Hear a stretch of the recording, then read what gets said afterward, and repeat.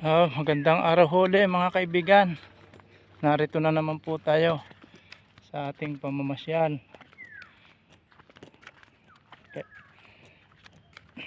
Mamasyal na huli tayo dito sa tabi ng dagat, baybayin ng Mabakong. Yan, bulubundukin ho. At tabi ng dagat, ito ho ay tayo nasa itaas. Yan, para mapakita ko po muli sa inyo ang isang barangay na maganda rin pong pasyalan. Ito, dito sa banda rito inyo makikita ang magandang tanawin. Nandito po lamang sa kabilang barangay na ito. Ito po ay malapit din sa barangay namin,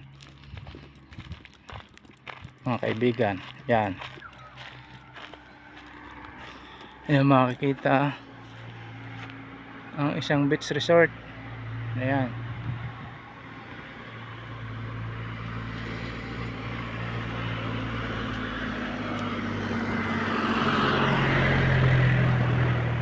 yan. Nakikita ho nyo yan, isa ho yung beach resort na mura din ho. Maganda rin po ang lugar. Yan po ay Pailan Beach Resort dito sa barangay Mabakong. Yan, yan naman ho, nakikita nyo bundok na yan ay bundok ng Mindoro. Opo.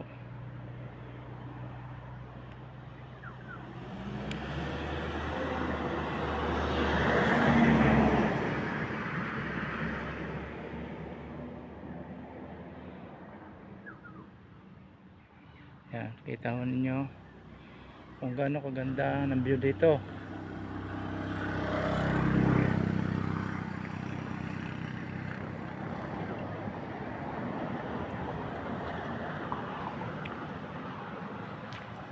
Dito tayo sa banda rito at mas maganda. Yan,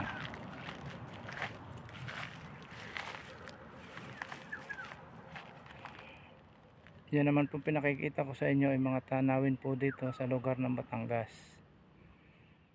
sa barangay Pagkilatan at barangay Mabakong po. Yan po ay magkadais lamang.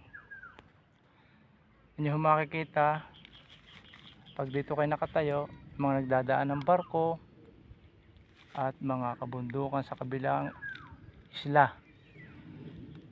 At ang kagandahan ho ng karagatan natin, yan ho naman ay laging malinis, sapagkat hindi po yung pinababayaan ng gobyerno ng Batangas. Yan ho ay laging ipinalilinis. Kahit wala po siyang beach, ay sadya pong ipinalilinis niyan para po maalagaan ang kalikasan. Ganyan po dito sa amin.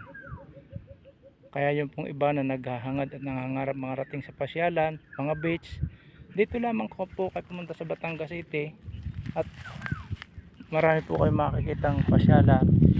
Meron pong beach, meron mga bundukan, at may Monte Maria pa rin.